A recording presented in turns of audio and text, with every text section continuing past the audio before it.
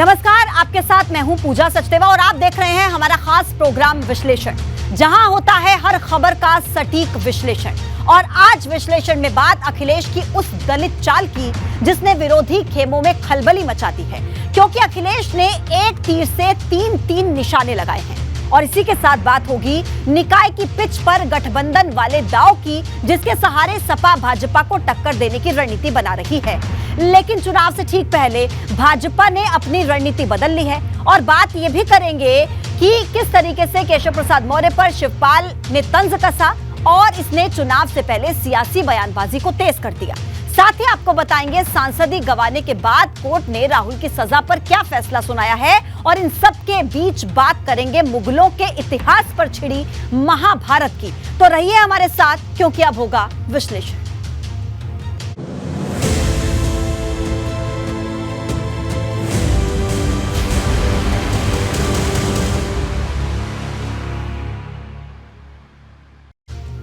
और अब विश्लेषण में सबसे पहले बात अखिलेश की दलित चाल 24 में होगा 93 वाला कमाल, क्योंकि जो करिश्मा 1993 में मुलायम सिंह यादव ने कांशीराम के साथ मिलकर दिखाया था और राम लहर पर सवार भाजपा के रथ को रोक दिया था, अब उसी राह पर चलते हुए अखिलेश ने रायबरेली में कांशीराम की मूर्ति का अनावरण करके एक बड़ा दांव चला है। क्योंकि गढ़ तो कांग्रेस का था, तो नजर बसपा के वोट पर थी और निशाना था भाजपा पर।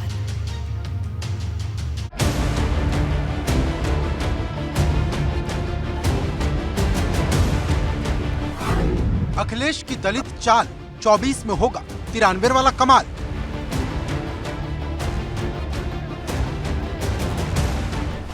बसपा पर साइकिल की चोट, काशीराम के नाम पर मिलेंगे वोट।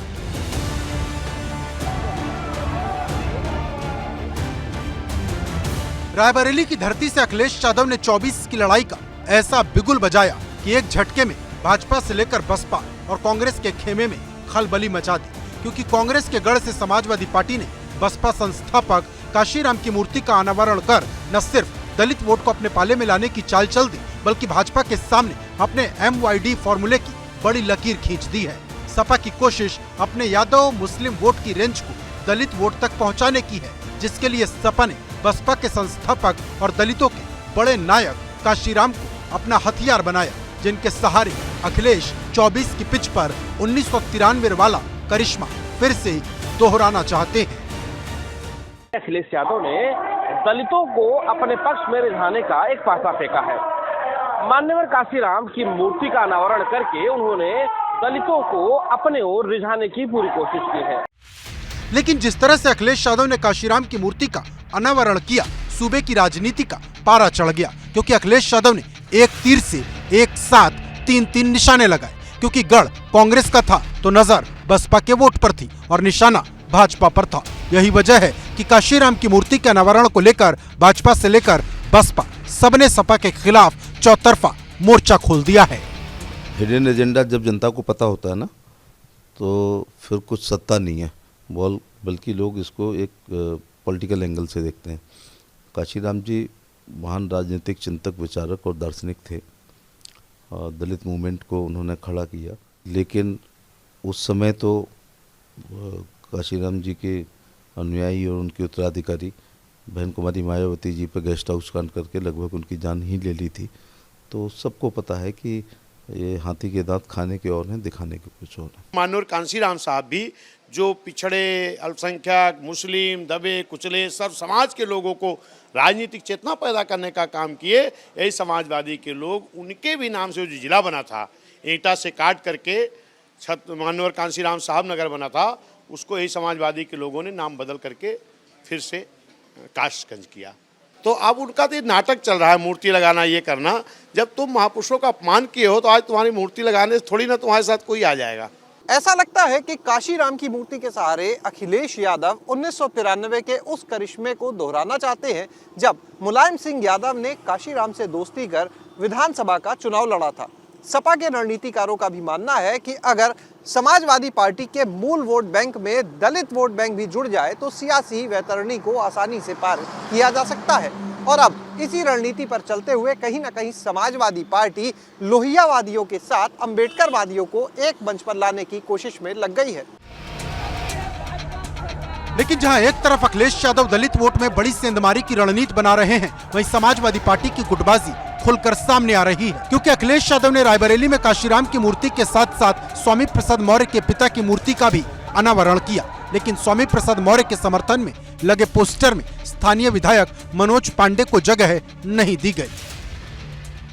एक तरफ सपा अध्यक्ष अखिलेश यादव दलित पॉलिटिक्स के जरिए 2024 की जमीन तैयार करना चाहते हैं, तो दूसरी ओर समाजवादी पार्टी के अंदर ही गुटबाजी हावी होती हुई नजर आ रही है। एक तरफ सपा विधायक मनोज पांडे का गुट, तो दूसरी ओर सपा एमएलसी और पार्टी के ही राष्ट्रीय महासचिव स्वामी प्रसाद मौर्य का गुट। रायबरेली में स्वामी प्रसाद मौर्य का कार्यक्रम हुआ, लेकिन स्वामी प्रसाद मौर्य के पोस्टर में स्थानीय विधायक मनोज पांडे को ही जगह नहीं दी गई। रामचरितमानस पर शुरू हुई सियासत के बाद से ही समाजवादी पार्टी दो गुट में बटी हुई नजर आ रही है। सपा की इसी गुटबाजी ने विरोधियों को हमला बोलने का मौका दे दिया, क्योंकि ओम प्रकाश राजभर ने ये कहते हुए तंज कसा कि सपा में दो टीम है, जिसमें एक सपा को जिताना चाहती है तो दूसरी भाजपा को जिताना चाहती है। समाजवादी पार्टी को गर्त में ले जाने की दवाई है। ये समाजवादी पार्टी में दो धड़ा हो गया। मनोज पांडे सहित कई विधायक आप लोगों के चैनल पर आकर के बयान दिया, उसके खिलाफ दो गुट हो गया। एक गुट समाजवादी पार्टी को हराने के लिए लगेगा और एक गुट बीजेपी को जिताने में लगेगा। लेकिन बड़ा सवाल इस बात का है कि क्या समाजवादी पार्टी का दलित दांव 24 की पिच पर कोई कमाल कर पाएगा, क्योंकि ये पूरी लड़ाई 21% दलित वोट की है, जिसे साधने के लिए सपा ने जहां बाबा साहब वाहिनी का गठन किया तो वहीं शुद्र वाली लाइन लेकर साफ कर दिया कि दलित वोट को अपने पाले में लाने के लिए उससे जो होगा वो करेगी। लेकिन बड़ी बात यह है कि सपा की साइकिल कितने कदम बढ़ेगी। अपने लिए 50 सीट का टारगेट सेट किया है। रायबरेली से पंकज सिंह के साथ शैलेश अरोड़ा, एबीपी गंगा। बात निकाय का लिटमस टेस्ट, क्या गठबंधन साबित होगा बेस्ट, क्योंकि 24 से पहले निकाय की लड़ाई है और इसके लिए सभी राजनीतिक दलों ने अपनी पूरी ताकत झोंक दी है। सपा ने गठबंधन के साथ ही चुनाव लड़ने का ऐलान भी कर दिया और भाजपा ने चुनाव से ठीक पहले अपनी रणनीति बदल।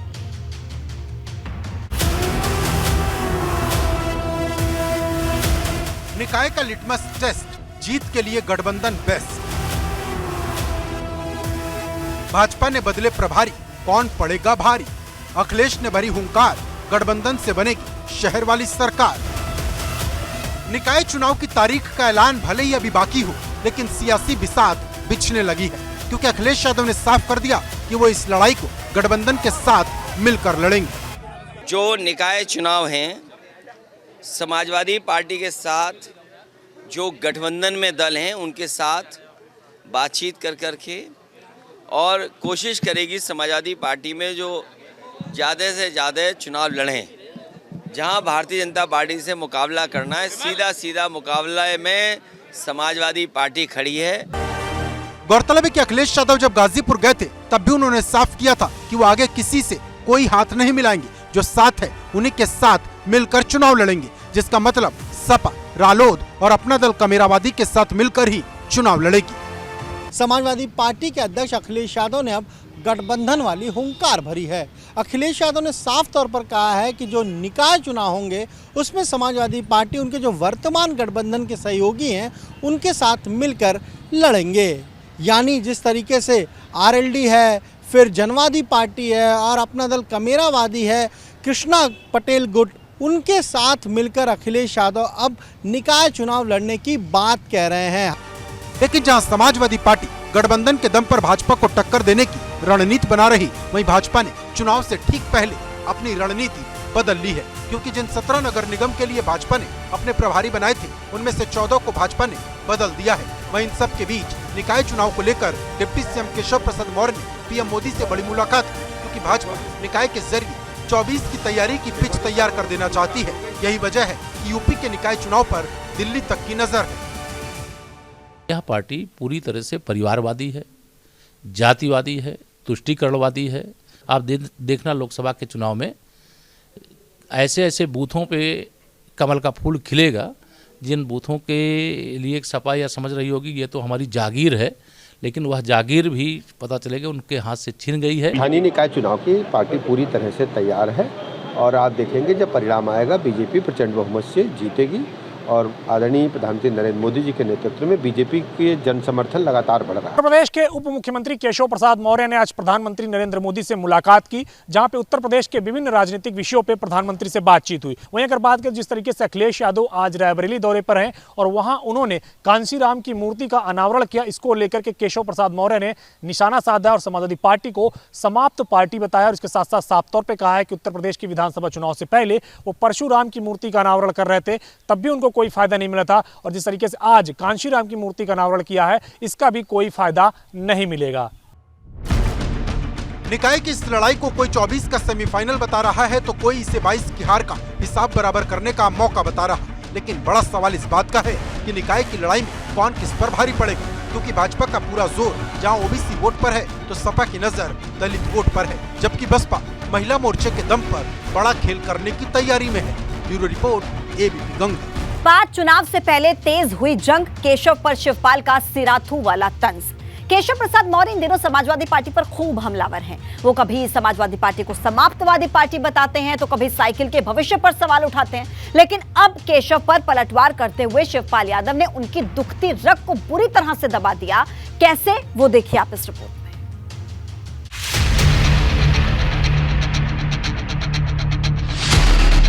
चुनाव से पहले तेज हुई जंग, केशव पर शिवपाल का सिराथू वाला तंज। केशव की दुखती रग पर छिड़का नमक, सपा में शिवपाल की धमक।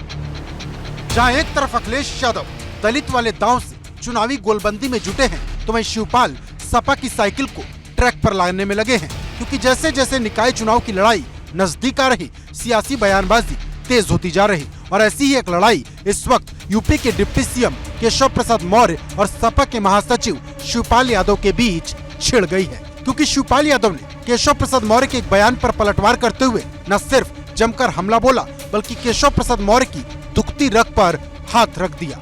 दरअसल केशव प्रसाद मौर्य ने सपा पर हमला बोलते हुए सपा को जहां साफ पार्टी बताया था, तो वहीं सपा के भविष्य पर सवाल खड़े करते हुए डूबती हुई पार्टी बता दिया था। ये तो श्री अखिलेश यादव जी का बयान आप मुझे बता रहे हैं, मैं तो बयान बता रहा हूँ ना। सपा मतलब साफ, जो उनके साथ आए थे उनका साथ छोड़ करके कुछ जा चुके हैं, कुछ जाने वाले हैं। सपा का कोई भविष्य नहीं है, सपा डूबता हुआ जहाज है। उनकी साइकिल पंचर हो चुकी है 2014 में, उसका पंचर उत्तर प्रदेश की जनता ठीक नहीं करेगी। केशव प्रसाद मौर्य के इसी बयान पर शिवपाल ने पलटवार करते हुए न सिर्फ जमकर तंज कसा, बल्कि सिराथू में केशव प्रसाद मौर्य की हार पर निशाना भी साधा। शिवपाल यादव ने ट्वीट करते हुए लिखा कि सरकार को सपा ने ही सिराथू से निपटाने का कार्य किया है। कमल की लहलहाती फसल का आने वाला कल खतरे में है। आप अपने भविष्य की चिंता करें सरकार, क्योंकि सिराथू का जो किस्सा है उसमें साइकिल का ही हिस्सा है। शायद इसी किस्से की टीस है जो अभी तक चुभ रही है। निकाय चुनाव को लेकर केशव प्रसाद मौर्य ने मेरठ में साफ तौर पर कहा कि समाजवादी पार्टी की साइकिल अब पंचर हो गई है और जनता इस साइकिल को पसंद नहीं कर रही है। तो अब केशव प्रसाद मौर्य के इस बयान पर पलटवार किया है समाजवादी पार्टी के राष्ट्रीय महासचिव शिवपाल यादव ने। शिवपाल यादव ने ट्वीट के जरिए कहीं न कहीं जो सिराथू की दुखती रग है उसको दबाने की कोशिश की है। शिवपाल यादव ने अपने ट्वीट में साफ तौर पर लिखा है कि जो सिराथू का किस्सा है उसमें साइकिल का भी हिस्सा है। यानी वो ये बताने की कोशिश कर रहे हैं कि जो उप मुख्यमंत्री केशव प्रसाद मौर्य साइकिल को पंचर बता रहे हैं, दरअसल सिराथू में उनको जो पराजय मिली उसमें साइकिल का अहम योगदान है।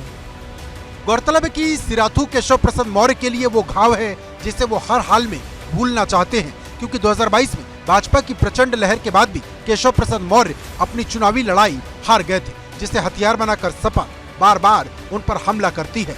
क्योंकि शिवपाल यादव से पहले अखिलेश भी कई बार सिराथू को लेकर चुटकी ले चुके हैं। Bureau report, ABP Ganga. बात राहुल ने दी सत्य की दुहाई, खुलकर होगी लड़ाई, क्योंकि मानहानि केस में राहुल को सूरत की सेशन कोर्ट ने जमानत दे दी है। अब 13 अप्रैल को अगली सुनवाई है, लेकिन इस सुनवाई से पहले राहुल ने खुली लड़ाई के संकेत भी दे दिए हैं, क्योंकि जब से राहुल गांधी को मानहानि मामले में सजा हुई है, कांग्रेस और भाजपा के बीच जंग छिड़ चुकी है।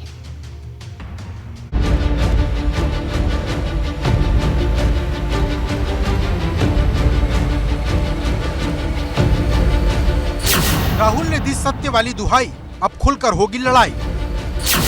मानहानि मामले में राहुल को जमानत, कांग्रेस पोस्ट कार्ड सियासत। 10 दिन में यह दूसरा मौका था जब राहुल गांधी अदालत की चौखट पर खड़े थे, क्योंकि एक मौका वो था जब 24 मार्च को सूरत की MP MLA कोर्ट ने राहुल गांधी को मोदी सरनेम वाले मामले पर 2 साल की सजा सुनाई थी, और यह दूसरा मौका अब था जब 3 अप्रैल को सूरत की सेशन कोर्ट ने राहुल को मानहानि मामले में जमानत दी। मतलब सांसदी गंवाने के बाद, सरकारी बंगला खाली करने के नोटिस मिलने के बाद ये पहला मौका है जब राहुल के लिए अच्छी खबर आई है, क्योंकि अब 13 अप्रैल को मामले की अगली सुनवाई होगी, यानी अगले 10 दिन तक राहुल पर कोई मुश्किल नहीं होगी। को राहुल गांधी जी को हाजिर रखने की मनाही की है कि वो नहीं आएंगे तो चलेगा। मोदी सरनेम को लेकर के राहुल गांधी को जो 2 वर्ष की सजा मिली थी, इस पर आज सूरत की निचली अदालत ने उन्हें जमानत दे दी है। 13 अप्रैल को एक बार फिर से उनकी जमानत अर्जी पर सुनवाई होगी।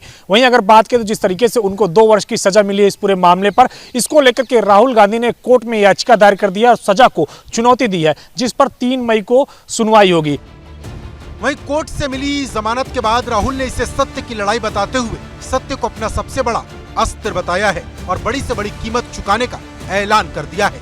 तो दूसरी तरफ कांग्रेस ने राहुल के समर्थन में पोस्ट कार्ड अभियान शुरू की। इस पोस्ट कार्ड अभियान के जरिए कांग्रेस जनता की आवाज बनकर सरकार से सवाल पूछेगी। हम सब लोग पत्र लिख रहे हैं माननीय प्रधानमंत्री जी को कि साहब इन 4-5 सवालों का हमें जवाब दीजिए। अगर आप चाहते हैं तो, अगर आप जवाब नहीं देना चाहते हैं और हम लोगों से बदला लेना चाहते हैं तो हम लोगों भी की तमाम मुकदमे हैं, आप मुकदमे लगा दीजिए और हम लोगों को भी जेल भिजवा दीजिए। हम लोग अगर इन प्रश्नों का जवाब नहीं आपसे ले पाते हैं तो हम लोग जेल जाना पसंद करेंगे। लेकिन राहुल गांधी को लेकर जहां कांग्रेस अलग अलग अभियान छेड़े हुए है, वहीं भाजपा भी पलटवार करने का मौका नहीं छोड़ रही। आज जिस प्रकार से वहाँ पर जो अपील करने वो गए हैं, ऐसा भारत के इतिहास में कभी नहीं हुआ है। महत्वपूर्ण बात आपसे कहने जा रहा हूँ, आज बिल्कुल वैसे लगा जैसे एक ज़माने में कांग्रेस के अध्यक्ष देवकांत बरुआ ने कहा था कि इंदिरा इज इंडिया और इंडिया इज इंदिरा। आज कांग्रेस अप्रत्यक्ष रूप से कहना चाह रही है कि राहुल इज इंडिया और इंडिया इज राहुल। मुझे लगता है कि सारे कांग्रेसी, स्वयं प्रियंका गांधी जी उनकी बहन हैं, लेकिन ये सब मिल करके राहुल गांधी को निपटाना चाहते थे। लेकिन जब उनको समझ में, राहुल गांधी जी की टीम को समझ में आया होगा कि यार ये तो सब निपटाना चाहते, तो चलो जमानत ले लो। अन्यथा अगर इनको जमानत लेना था तो इतने दिन संसद का समय बर्बाद करने की नौटंकी नहीं करनी चाहिए थी, और अगर जमानत नहीं लेना था तो फिर आज जमानत लेने के लिए पूरा कुनबे बहुत दल बल के साथ जाना सूरत में, क्या न्यायालय पे दबाव बनाना चाहते हैं? हालांकि अदालत ने राहुल गांधी को जमानत दे दी है, लेकिन उनके चुनाव लड़ने पर अभी भी प्रश्न चिन्ह लगा है, क्योंकि अगर ऊपरी अदालत ने राहुल को राहत नहीं दी तो फिर वो अगले 8 साल तक चुनाव नहीं लड़ पाएंगे। ऐसे में सबकी नजर इस बात पर टिकी है कि सेशन कोर्ट से राहुल को राहत मिलती है या नहीं। Bureau report, ABP Ganga. बात मुगलों के इतिहास पर, महाभारत सिलेबस पर हिंदुत्व वाली सियासत, क्योंकि यूपी बोर्ड और CBSE बोर्ड के सिलेबस में बदलाव को लेकर राजनीतिक गर्म है। भाजपा और सपा के बीच जंग छिड़ी है, क्योंकि भाजपा के धड़े के नेता इसे सही बता रहे हैं, तो वहीं सपा सवाल उठा रही है। लेकिन सुलगती राजनीति के बीच शिक्षा मंत्री गुलाब देवी का बड़ा बयान सामने आया। उन्होंने इसे मुगलों के इतिहास को हटाने की बात को भ्रम बताया है।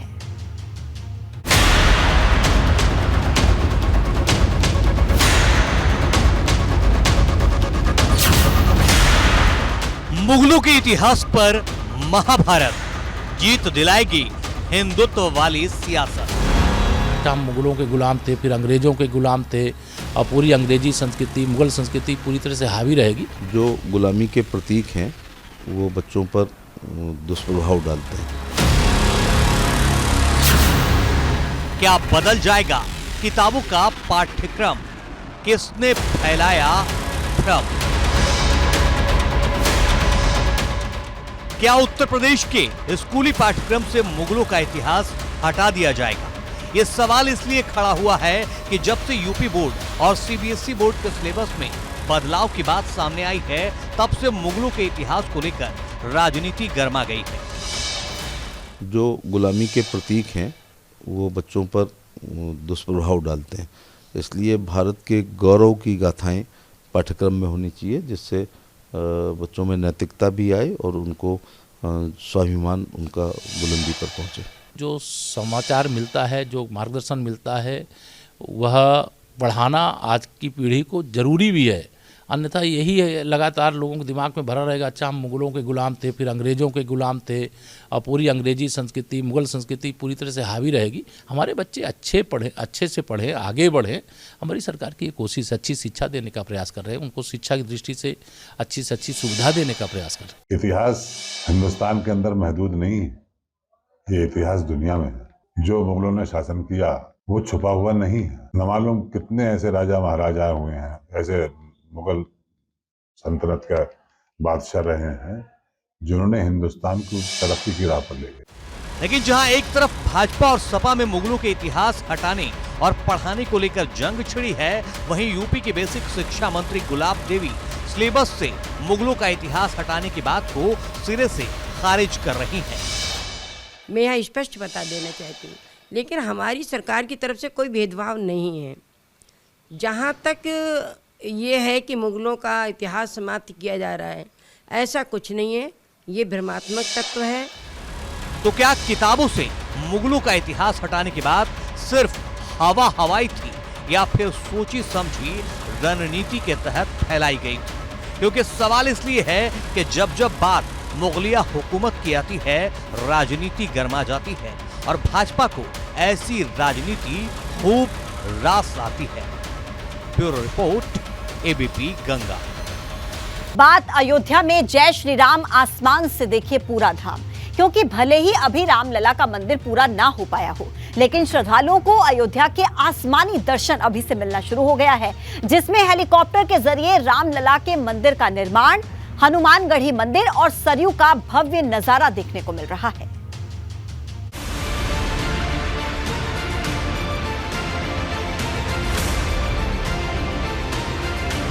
अयोध्या में जय श्री राम आसमान से देखिए पूरा धाम। अद्भुत नजारा, भव्य नजारा देख रहा है संसार सारा। एक तरफ अयोध्या में भव्य राम मंदिर का निर्माण चल रहा है, तो दूसरी ओर अयोध्या विकास की पटरी पर सरपट दौड़ रहा है, क्योंकि 2024 में मंदिर के लोकार्पण से पहले अयोध्या में तमाम विकास के कार्य पूरे किए जाने हैं। लेकिन उससे पहले ही पर्यटन विभाग ने अयोध्या धाम के हवाई दर्शन शुरू करा दिए हैं। इसमें लोगों को 7 से 8 मिनट की हेलीकॉप्टर से यात्रा कराई जाती है। सरयू नदी कल बहती हुई आप देख सकते हैं। ये सीधी तस्वीरें अयोध्या धाम की। इस समय यहाँ पर अयोध्या की हवाई यात्रा, हवाई तस्वीरें पहली बार आसमान से हम एबीपी गंगा के माध्यम से आपको दिखा रहे हैं। और ये है वो खूबसूरत रामनगरी जो इस समय देश दुनिया में चर्चा में है अपनी भव्यता के लिए। जिस तरह से यहाँ पर राम मंदिर का निर्माण हो रहा है, आप सब देख रहे हैं किस तरह से यहाँ पर स्टेडियम जो है एक वो बनाया गया। लोगों में भी इस हेलीकॉप्टर की राइड को लेकर काफी उत्साह है। रोजाना 90 से 100 के आसपास लोग हेलीकॉप्टर की राइड के लिए आ रहे हैं। रामनवमी के दौरान ये संख्या इतनी ज्यादा थी कि लंबी लाइन लग गई थी। लोगों में आसमान से अयोध्या नगरी को देखने के लिए इतना क्रेज है, 3000 रुपए खर्च करने से गुरेज नहीं कर रहे हैं। बहुत बेसब्री से इंतजार है, काफ़ी सालों से हम लोग वेट कर रहे हैं राम मंदिर के आदेश का, और योगी जी थे, मुमकिन हो गया चीज़ करना, और जल्दी से जल्दी 14 जनवरी को ये उद्घाटन होगा। बड़ा अच्छा लग रहा है। बहुत अच्छा था सर, बहुत ही अच्छा था। मतलब अभी शब्दों में थोड़ा कम बयान कर सकते हैं हम, लेकिन बहुत अच्छा था। कितना इंतजार है जनवरी 2024? बहुत बेसब्री से है सर। इस हवाई यात्रा के दौरान रामलला के मंदिर का निर्माण, हनुमानगढ़ी मंदिर, कनक भवन, सूर्य कुंड समेत तमाम मंदिर, सांध्य स्थल, सरयू नदी, राम की पैड़ी सब नजर आता है। लेकिन सोचिए अभी ये हाल है, जब मंदिर का निर्माण पूरा हो जाएगा तब क्या होगा? क्योंकि मंदिर निर्माण में अब 9 महीने से भी कम का वक्त बचा है। अयोध्या से एबीपी गंगा के लिए शैलेश अरोड़ा की रिपोर्ट।